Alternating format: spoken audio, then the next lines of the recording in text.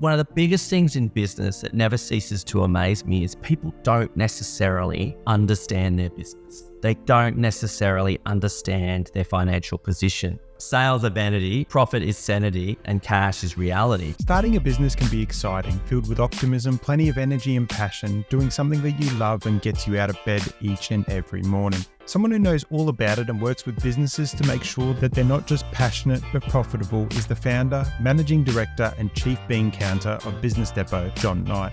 I was fortunate enough to connect with him many years ago. A connection that not only saved our business in the wash-up of GFC, but one that has provided a source of information, wisdom and advice, along with his phenomenal BusinessDepot team. Growth can kill. You don't necessarily need to grow at all costs. You don't necessarily need to grow for growth's sake. Every business is at different stages. It all comes back to your plan. What is your vision? What is it you're trying to achieve? Where are you on that plan? Before we dive into today's episode, I want to remind listeners that the information discussed here is for general information purposes only. The views and opinions expressed are those of the speakers and do not constitute professional financial advice. We know everyone's situation is unique, and I encourage you to do your own research or consult with a qualified accountant or financial professional before making any decisions based on the content of this episode. Neither myself or my guest in this episode assumes any responsibility for any actions taken based on what is discussed during this episode. John, welcome to Share. Hey Steve, thanks for having me along, mate. I was trying to work out the other day how many years we've known each other, but I think it was probably maybe 2007.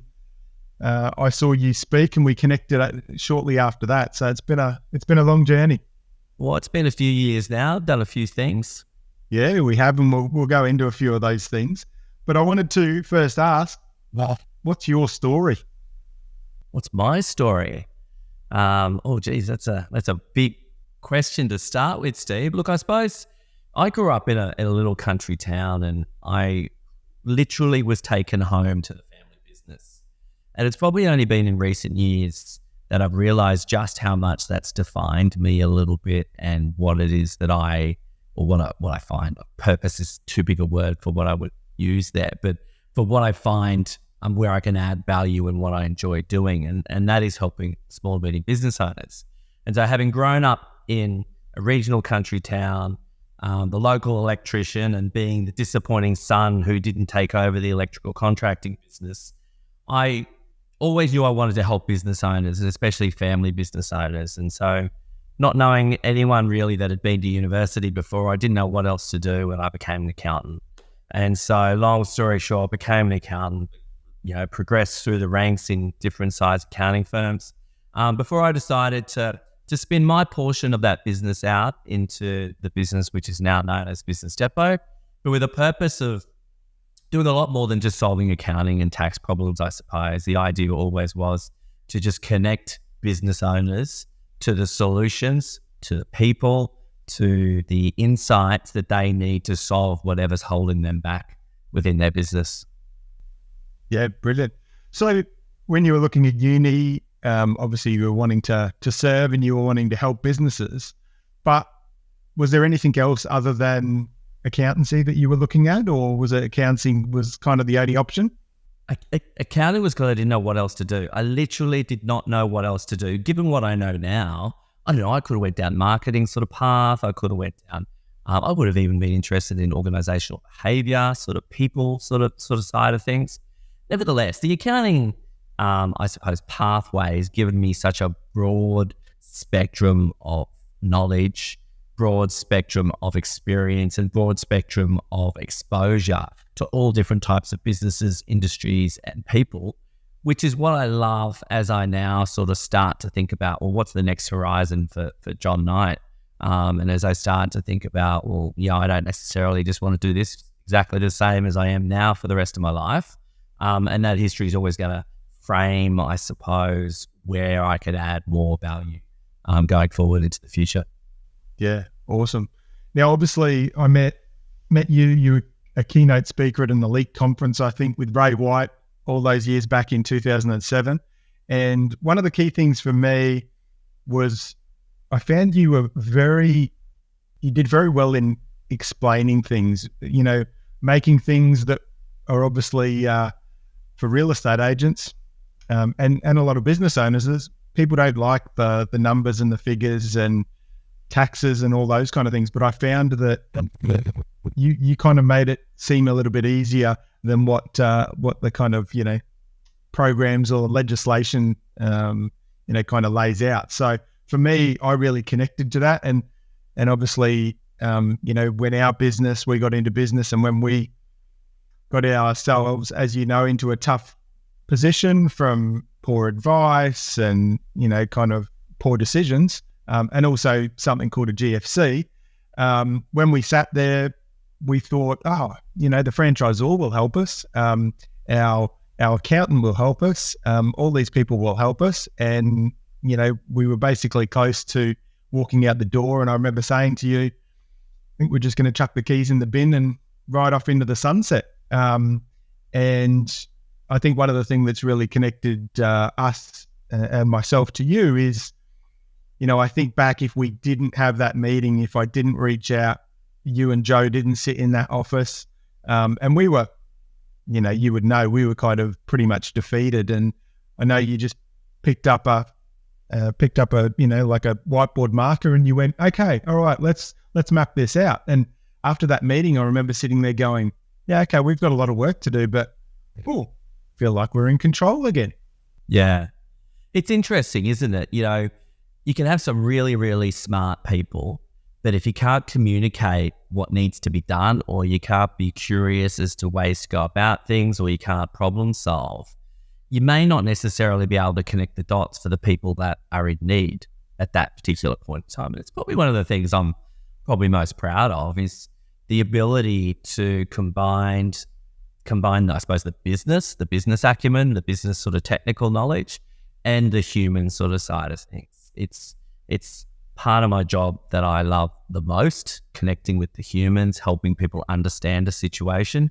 And you mentioned there the whiteboards. And so, part of my job, I suppose, as managing director of BusinessDepot is trick my team into communicating more effectively. And one of the ways we do that is by having whiteboard paint in every meeting room that we have. And it's amazing how much that conversation changed just by having a whiteboard, or behind me here, a blackboard, where they stand up and change the and draw as they're sort of talking about something. And then the client, like yourself in that situation, stands back and takes a photo. And it probably looks like a mess, but they remember the story, they remember how it came about, and it just resonates and sinks in a lot clearer, I think. Yep. And the writing's literally on the wall. Literally. So obviously we've got some interesting economic times at the moment. If you read the statistics, there's a lot of businesses out there that are struggling. Some are just getting by, some are falling behind. What I'd love for you to kind of provide listeners, John, is what are some tips if someone's really struggling now and they're kind of just treading water, about to kind of feel like they're just about to lose energy and sink under? What are the steps they take? What do they need to do? Yeah.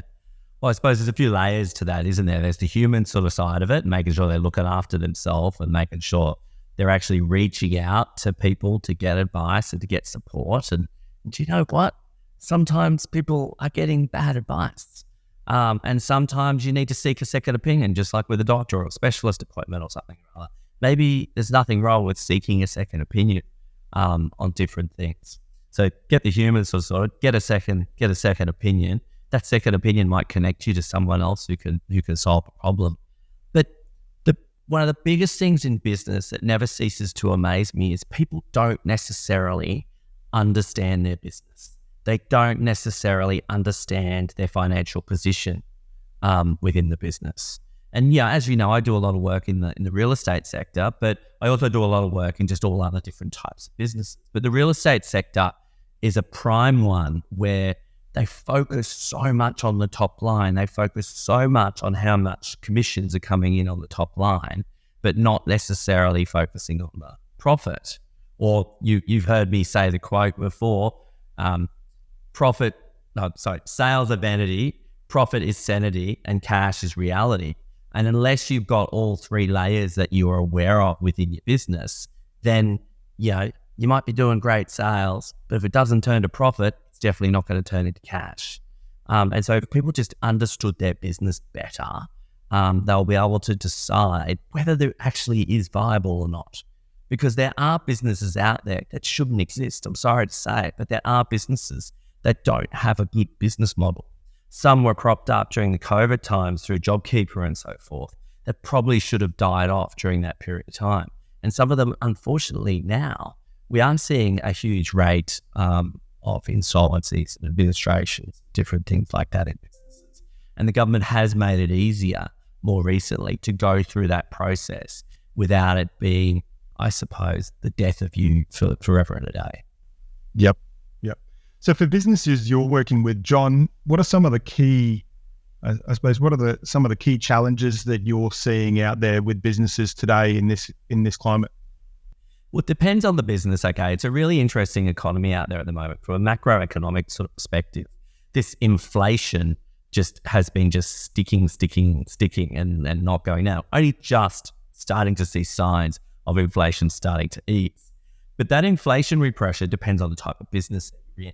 So, for example, if you're in the services sector where the majority of your cost is actually wages have still been going up. We're still seeing big requests for increases in wages, and because their mortgage have gone up, they want an increase in their wage. So anyone in the services sector has still been experiencing inflation in their costs. And what do you think people like me say to people when they come to me and they say, my costs are going up? Well, we're going to say, we need to put your prices up. What's that do for inflation? Generally, it pushes it up. But if you're in more of a consumer sort of space, maybe that wholesaler, distributor, manufacturing, your inputs may have sort of eased a bit. Your input costs may have eased a little bit. And so they haven't necessarily had the same inflationary pressures. Again, know your business, know where your costs are, and know what's driving it. But from a macroeconomic sort of perspective, we've got this almost two-speed economy between different sectors within the economy. We don't necessarily have many sectors or any sectors that are really shooting the lights out in things, and yet there's still great businesses out there that just need to get through whatever's holding them back at the moment. And so I always revert to know your break-even point. If you understand your break-even point, you understand your business. And if your break-even point feels too high and it doesn't feel achievable, then you need to cut costs, or you need to find another source of income to supplement those costs if you want to continue along those sort of ways. So what am I seeing out there generally in business at the moment? People need to be aware of their break-even point, and that is still constantly what I say to people when they don't understand how they're going, is work out your break-even point, and in doing so, you'll understand your business a lot more. Yeah, I think one of the things that we learned over time, and we really learned through that kind of that tough point in our business very early on, was go through and work out what are the subscriptions, what are all these little things that you may have in place that you may not even be using, or can you renegotiate certain things? And it was an interesting exercise for us to work out that by going through the bank account, going through all the invoices and going, what's this? What is that? Oh God, that's a cost on an old folding machine we had, or actually we're paying something that we don't even have that lease anymore. Yeah. You know what, Steve? During COVID, business owners actually did a really good job of using the crisis to review things and change things within the business. We're seeing signs that those subscriptions and those costs just crept back in. It's time to do another review. I always say once a year, you need to run your finger down your bank statements and just review all those direct debits that just come out automatically, because they creep up. I know we once found a phone rental in our own business that we hadn't been using that phone system forever and a day, and yet we're still paying this phone rental. And so this just once a year, just run your eyes over that and just make sure you're not paying for anything you don't use, because that's just a prime example of waste. You're paying for something that you're not using or not getting value out of. Well, and I know in the real estate industry, and it'd be similar in other service-based industries, but I know talking to Trace recently, she was saying, agents, they always want the new bright and shiny thing. Oh, we want this because it's going to make us database better, and we're getting, our contact management system, and, all these marketing companies are really wanting to come out, especially in that prop tech space, and deliver all these things that are going to make people more profitable and make people bring in more listings. But in saying that, most of the time you sign up to these things and then no one uses it. I mean, I've seen it over and over again, the subscription that you put in place for your salespeople in a real estate business in particular, but the salespeople don't use it. Yep. Well, and I've just gone through the process and I do it. There was a couple of things coming out of my own personal bank account recently, and I just cancelled the card and got the card reissued. And you work out when all the emails come through going, you've signed up to this subscription or you signed up to that, or, that free trial that they say, no, we're not going to charge you, but then they charge their $13.99 per month. It's actually an awesome way to do it, Steve. Cancel the credit card and only add back in what you actually want again or actually need again or will value again. Yeah, because some of the subscription, personal subscription stuff out there now, trying to actually unsubscribe and kind of cancel that subscription could be very hard. I tried to cancel my Fin Review subscription the other day. Oh my God, that's not easy. 3 months free, 6 months free. Talk to somebody. I had to actually talk to somebody on the phone to cancel my Fin Review subscription. And then they offered me 50% off to stay subscribed. So I stayed subscribed. Because I saw value in it then at 50% off. But now I've got to cancel it again. Yeah, I know. I've done that with News Limited and, the Courier Mail, and it comes in. And I said to the lady one day, I said, every time I ring up to cancel, you just give me a better deal. Why don't you just give me a better deal in the first place? Yeah, exactly. Because there's so many people just sitting there paying their subscription fee, right? What's like the old gym model, isn't it? The gym makes money out of people paying a subscription and not going to the gym. You're not actually helping with their health and wellness or anything, but there's a great business model behind that. Yeah. And the gym owners in, February, March are always cheering because they've got so much cash that's come in January. And then, by the end of the year, they're kind of like, oh, we need that cash injection in January and February, March, The other thing I wanted to ask you, John, was, and it's a big thing from a business perspective, is when to grow and when not to grow, and some of the challenges that come with that. But also, I'd really like to get, if you could boil down to what are some of the key things or the key questions people need to ask themselves before they grow from one office to a second one or one cafe to a second location. Yeah. So my first comment is, growth can kill. You don't necessarily need to grow at all costs. You don't necessarily need to grow for growth's sake. There's different types of growth, isn't there? You might grow your market presence. You might grow your top line income. You might grow your profit, or you might want to grow the amount of cash you have in the bank. And every business is at different stages within their life cycle, aren't they? And so in getting back to the question around when to grow, when not to grow, it all comes back to your plan. What is your vision? What is it you're trying to achieve? Where are you on that plan? Are you 3/4 down the path to get to that goal that you want to achieve? Or is it very early days? And to achieve that goal out here, maybe you need to spend some money, or maybe you need to do a few things, opening another office or something or other, to enable you to achieve your goal. And so when I talk about goals and strategy and those types, I just try and keep it as simple as possible and just talk about where are we now, where do we want to get to, and then how are we going to get there. And one of the biggest things people do wrong is in the how, and that is they think they need to get there overnight. Whereas the most important thing to do is to put the steps in place that will enable you to get there by the period in time that you want to get there. So if you've got a 5-year where you want to get to, then what are the steps? Set it out every year. What do you need to do now to keep you on track to enable you to get there? Because when you just say 5 years, it seems a long period. But if you say this quarter I need to do this, so that's going to enable me to do X the next quarter, and I've got to keep on that track to enable next year's goal to be achieved, which will then get me up on that ladder, I suppose, towards the goal. And so should you grow? Depends on your vision, depends on where you want to get to. But please put a plan in place as to how you're going to get there. Don't just go out and say, okay, I'm just going to work towards that and just hope to achieve it. Make sure we're putting those markers in as to what we need to do along the way to make it a success. Yeah. And I know at different points in our business over the years, when we've wanted to grow or wanted to change things or put new team members on, I love sitting down and you kind of go, okay, great, that's good. Yeah, you want to go into a different market, brilliant. You want to get more market share, great.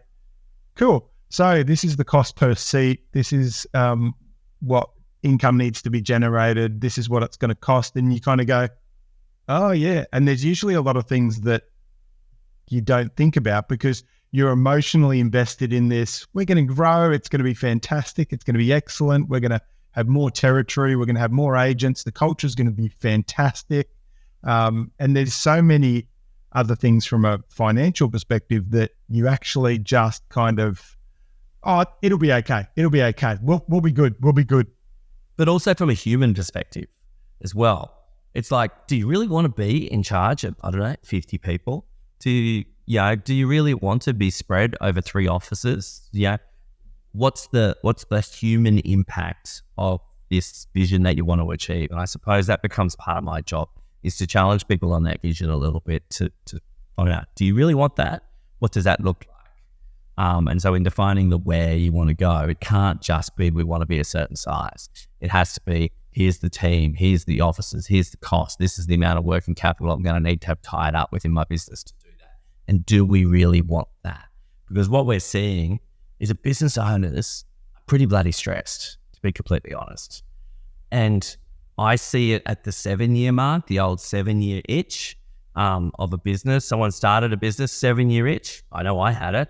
And I know at 7-year itch, it's like, oh, okay, I've achieved this, or maybe I've even exceeded my own expectations at that 7-year. What's the energy levels I need to then get to the next horizon, however you've defined that next horizon in there as well. Yeah. So talk to me about Business Depot. Obviously, it's more than just an accountancy firm. Yeah, Business Depot, our vision is to just be that one place for business. And so what I mean by that is to help business owners and connect business owners to whatever will help them get through to their vision, to their goals, to whatever they want to achieve, to help make it happen for them. And so to do that, we found that, yes, we offered accounting and tax services and those types of things, but we found we just constantly needed to guide people on more and more things. And so that's why we also have a legal business. That's why we also have a marketing agency. That's why we've also have a business broking business. And we've tried other sort of services along the way as well. And what we don't do in-house within our own businesses, we pride ourselves on being able to connect our clients to others who can solve with those sorts of problems.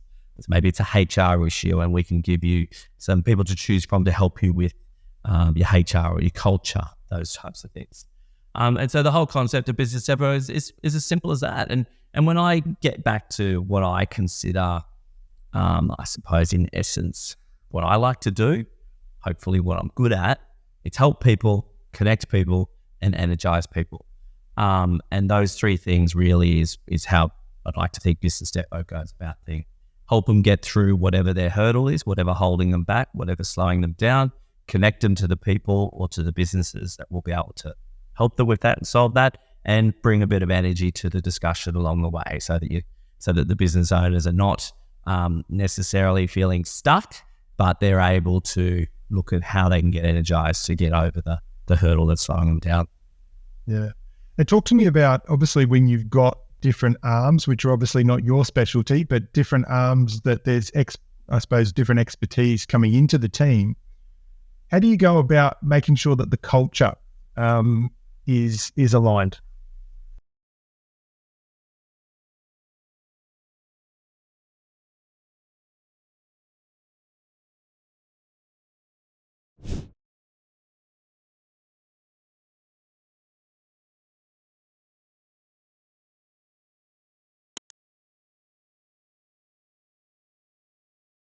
Yeah, I mean, that's always a trick because the people are the most rewarding part of my role, but also the most challenging part of my role. And culture is such a broad topic.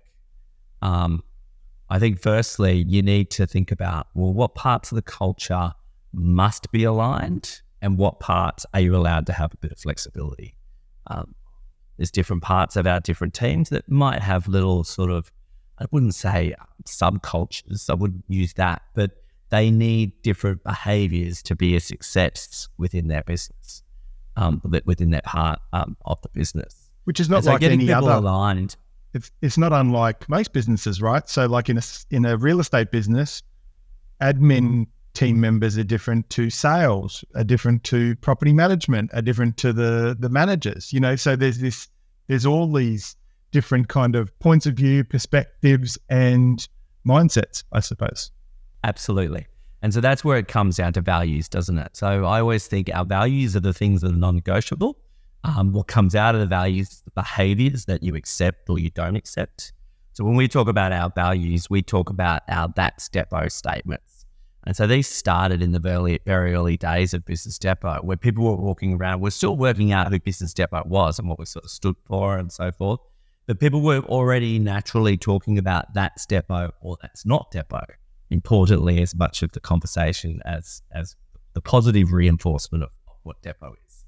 And so having clearly defined values, making sure they're front of mind, making sure they're actually implemented, making sure when someone does something that's not Depot, we call them out on it, which usually comes out in behaviors, usually comes out within the human behaviors or reactions to different things, which means to have a strong culture, you need to have incredible emotional intelligence. And at a team level, how do you do that? You start by doing self-awareness, or start by helping people have self-awareness of how they come across within that group sort of environment. And so in answer, I don't know if that really answers your question, Steve, but from a culture perspective, you've got to get it right down to the EQ and the self-awareness level, so that when someone does something, you can say, when you did that, it made me feel like this, or this is the impact it had on me. You then have to learn from that to know that when you do that, that's what it's going to do to different people. Yeah. And what's your vision for the future of Business Depot? Look, I think the professional services space is an interesting space at the moment. I think it's got a lot of challenges at the moment. The biggest challenge is getting enough people to do the work. So, for example, in our accounting business at the moment, we've got more work than we can deliver with the resources we've been able to get. So that's a roadblock that we have to solve. And we're doing that. We've got things in place. We've got strategies in place to sort of do that. But part of that might be that we sort of go, the accounting business doesn't have to grow. So I see my focus in the next little while probably going more at the group level, less specifically within the accounting business. And I keep focus on helping, connecting, and energizing internally and externally. That'll mean we come up with some different things that we're working on as to how we deliver on that. For the market that's out there. Yeah. Where do you see what are some of the trends that you're seeing in the business sector at the moment that are helping businesses? Trends that are helping businesses. Yeah. So obviously there's a lot of technology coming through now. There's a lot of, we've got the play of AI coming in as well. How do you think that's going to, or how is that playing out in the business sector? I mean, I won't claim to be your big tech savvy, but I've got a real opinion. I've got a pretty strong view on some of this stuff. And I probably talk less about AI and I talk more about process automation. I think what businesses need, especially in the services sector, is we need automation of processes. So we're not relying on humans moving things along the process. Think about the old Toyota lean manufacturing sort of processes. We need to get that turnaround time of a job as quick as possible. To do that, we need to make our processes a lot more automated. I'm hoping AI is the way that helps with that, but I'm yet to, I suppose, understand exactly how that will happen. The only other thing I'll say on that and the tech sort of piece, I suppose, I was at this roundtable discussion with a group of accountants and financial planners a little while ago, and that is I don't think we've really been curious enough yet as to how AI will impact our world. And I remember there was this guy at the other end of the table, and it was fairly classic sort of comments around, well, I'm never going to trust a robot. My clients are never going to trust a robot. So I'm not really going to change. I'm not really going to do anything. They're just going to want to deal with me. And that's what is that's what makes them secure or makes my business secure. And I was feeling a little bit, not confrontational, I was feeling a little bit like I'll challenge some thinking here. I'm willing to poke the bear a little bit here. And one of the things I said to them, well, what happens when our clients engage with AI and they use their robot to engage us to do work? I then go, well, maybe we're better to have a robot to respond to that than to have a human respond to that. The robots might be able to talk to each other and have a whole discussion, engage us to do the work. Maybe if it's a tax return, here's all the information I need for the preparation of your accounts for the year. My robot turns around and goes, well, hang on, this is the wrong statement. It's for the wrong period, or where's your invoice for the car that you purchased? And I suppose my point being is I don't think we've really been curious enough yet as to how it will impact with how we get the job done into the future yet. And I think we've got a bit more to do.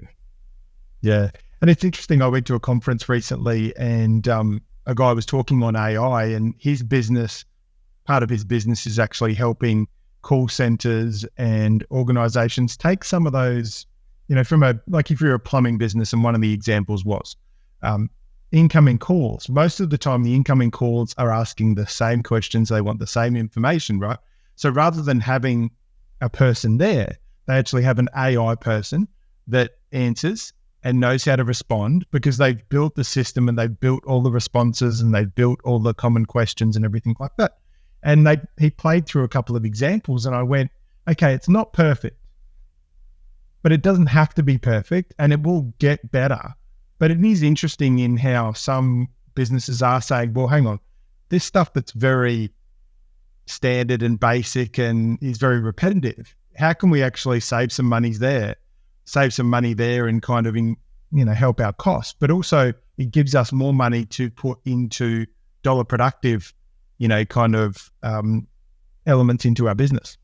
Or more meaningful conversations that actually have a bigger impact on the long term. And let's have more discussions about strategy, less discussions around where's your invoice for the car that you bought during the year. That's the process automation that I suppose I'm looking for professional services, sort of generally.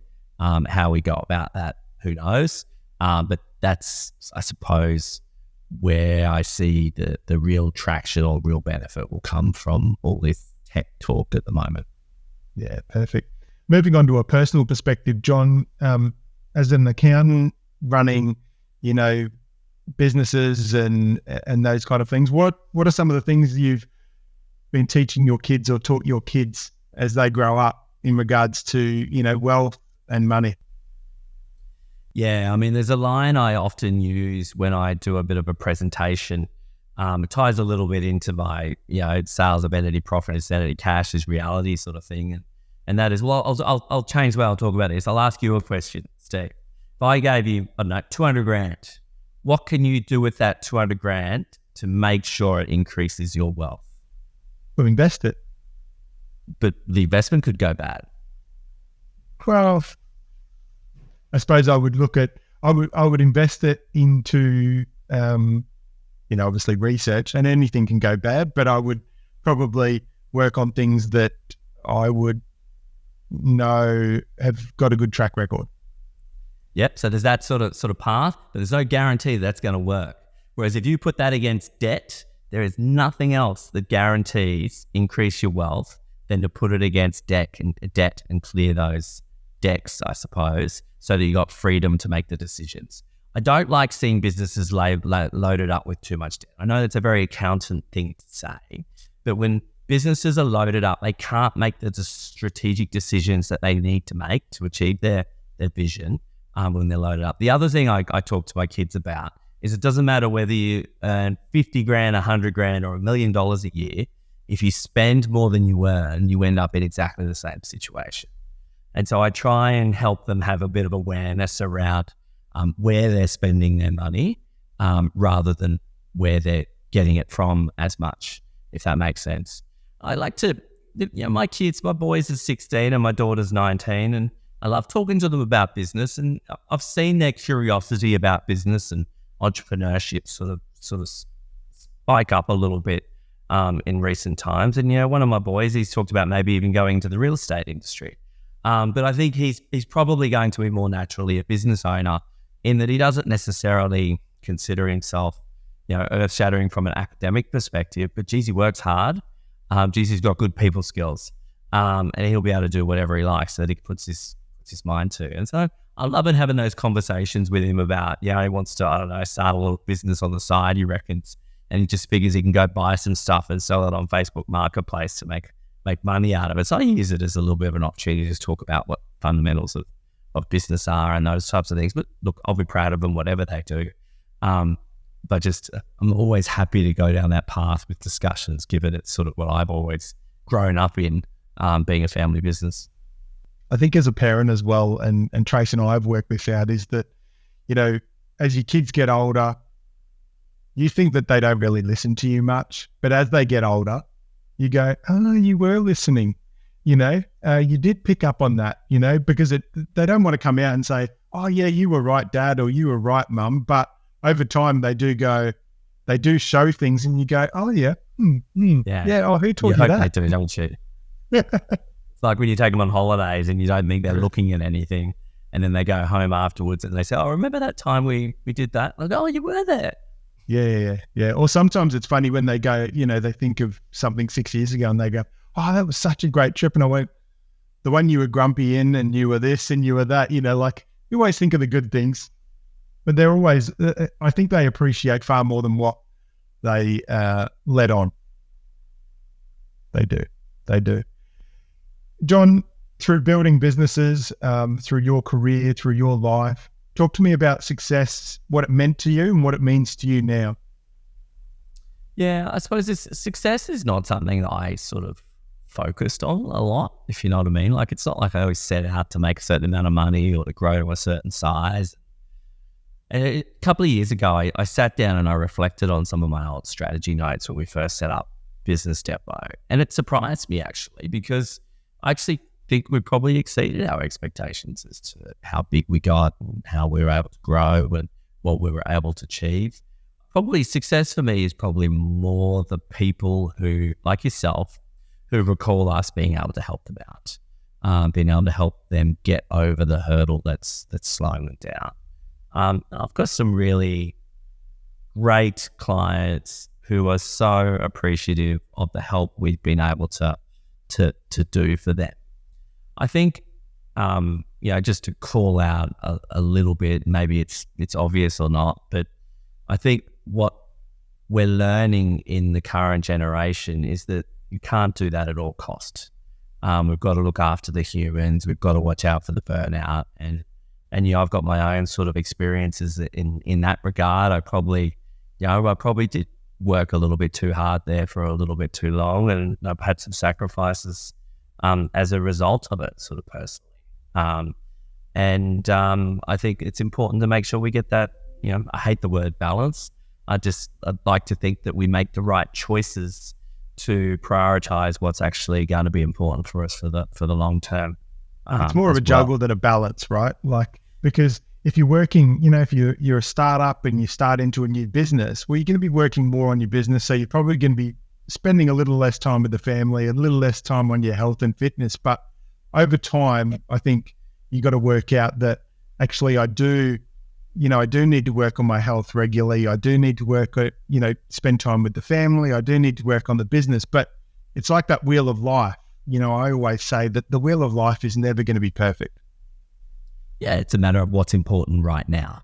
And that's why I often talk about horizons. I talk about, this horizon, I had to buckle down, get started, get traction, and I made some sacrifices to do that. But the next horizon after that, maybe I rebalance it at that point in time.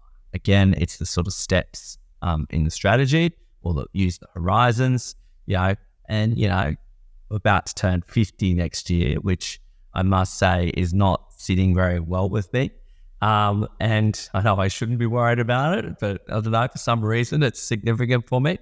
Everyone's going to go through their horizon. And so I'm naturally starting to think about what the next horizon sort of looks like and so forth. And I think that's a healthy human thing to do. It probably depends a little bit on your personality type as well. Like, I need to have big picture goals. I need to always be looking to the future.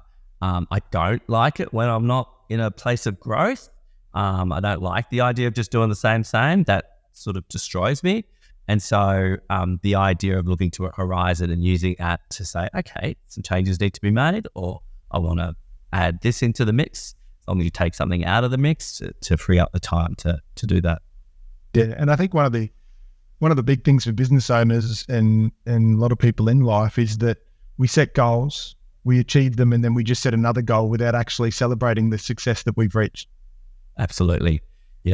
And if you're not celebrating the success, why? Why aren't you celebrating the success? I can't think of why you wouldn't celebrate these successes. Yeah, that's exactly right. John, throughout your life, who would you say has been your greatest teacher? Look, my dad obviously comes to mind, being running his own business and so forth. He's obviously taught me an awful lot over my lifetime, from work, and probably work ethics, probably one of the biggest things there, resilience and those types of things. But I'll also mention a guy by the name of Wayne Patterson, who was a mentor I engaged around the time I was coming up with the idea of BusinessDepot and putting that into place. Now, Wayne unfortunately passed away with motor neurone disease, literally a couple of years into BusinessDepot. But he was great because he wasn't family. He wasn't connected to any other part of my world. And he's just the epitome of good values, business person, linking the business drivers to the human drivers and those types of things. And I still reflect back on my time with Wayne and think about the learnings that I got from him.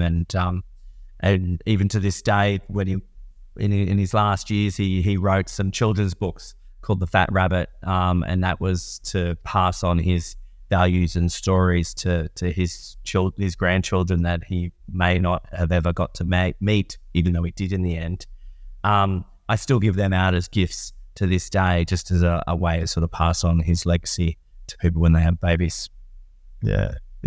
It's beautiful when people leave that legacy, and it kind of leads into my next question, which is, if you cast your mind forward and you meet your 100-year-old self, 100-year-old John Knight, what would he say to you? Oh, that's a bit of a tough one, Steve. What would he say to me? I hope he says, you helped a bloody lot of people. And I hope that help was not just from a business or from an accountant sort of sense. I hope it's also from a human sort of perspective as well, in that, I'd like to think I could be a good shoulder to lean on when people need some help. It's funny, I went through a divorce a few years back. It's funny, I now get a lot of people who talk to me about divorce. I obviously know about it a lot more intimately now than I used to. But I actually like being able to connect the financial part of that conversation to the human part of the conversation. And in my experience, I think that's what's been missing in a lot of that terrible process. Is I see it get to the numbers and so forth very, very quickly, and hopefully the kids are in that mix. But what it doesn't do is, well, what's the strategy? How do you want to come across during this process? Where do you want to get to at the end? What do you want your relationship with your ex to be like at the end? Because that'll drive how you conduct yourself through the financial settlement side of things as well. And so that's what I mean by from a legacy perspective. I just hope people say I helped them a lot in a lot of different ways. Yeah, well, I know for us, I wouldn't be sitting where I am today without you, Joe, and the team. And Trace and I are forever in your debt for what you did for us. And, obviously for a key thing is, if anyone is struggling, is to make sure that you go out, reach out to an advisor, and you reach out to someone that is going to be able to help you. And if you don't like their opinion, find another one. Yeah, well, trust your gut. If your gut's like, surely there's a better way to do this, go and get another opinion. Yeah. Now, I've asked all the questions today. Do you have a question for me, John? Oh, Steve, what's your next horizon look like? What's my next horizon? For me, it's just about serving, but really playing in the mental health first aid space now as an instructor, running the podcast, doing some coaching and consulting. But I just love helping people as well, John, just like what you're saying as well. But it's really about how can I help one person, make a change their perspective? How can I kind of make a difference in their life, I suppose? I've got some people that I work with now, and I check in with them and they check in with me, and, hearing I'm a better person now, even 3 months later, because of some of the questions you've asked me. And, obviously we've all got the answers within us, but I like that, I can ask questions that help someone kind of maybe just shore up their focus, or, kind of reinstate what they actually want to achieve in life, and also achieve some self-care, and also achieve who they are. I think one of the key things is through business, through life, where we lose kind of, I suppose, connection with who we are. And I think finding who we are in life is a big play in happiness, in success, in being able to leave a legacy long after we're gone. Yeah, well, it's all discussions that need to be had out there at the moment, mate. Not just at the moment, but ongoing, obviously. Business owners in particular, whether you're male or female, we've all got the juggles, we've all got the challenges. And so the more people that are out there sort of talking about how they get through their challenges, I think the better. I know for me, I don't know if you remember, Steve, but years ago, we used to do these events, and we had big ones down at the Brisbane Powerhouse. We had hundreds of people come along, and it was the most energizing and fun times for me to sort of host that. It was a couple of years back, and a contact of mine actually said, I must have been having a whinge about something, and someone said to me, he said, John, where's the Depot Next guy? Where's the guy that was on stage at the Powerhouse doing the Depot Next event? And it really landed with me. It was a really good way to say, well, who are you? And what are you doing about making sure you're in that place where you are living your best life? And it prompted me to go and do something about it. And so great work being out there having these conversations, Steve. Yeah, no, all good. Well, I'm grateful for your time today, John. If people want to connect with you personally, and also with Business Depot, what's the best way for them to do that? Yeah, best way would either be on LinkedIn personally, or go via the website. If you go via the website at businessdepot.com.au, you'll see my email address on there, my phone number's on there, and you can just reach direct via the website. Yep, brilliant. Awesome. Well, look forward to connecting. As I say, grateful for your time today, grateful for your friendship, and obviously your professionalism in the past, and look forward to following your journey as Business Depot, continues to help people and make that impact. Likewise, Steve. Thanks, mate. All right. Thanks, John. Cheers.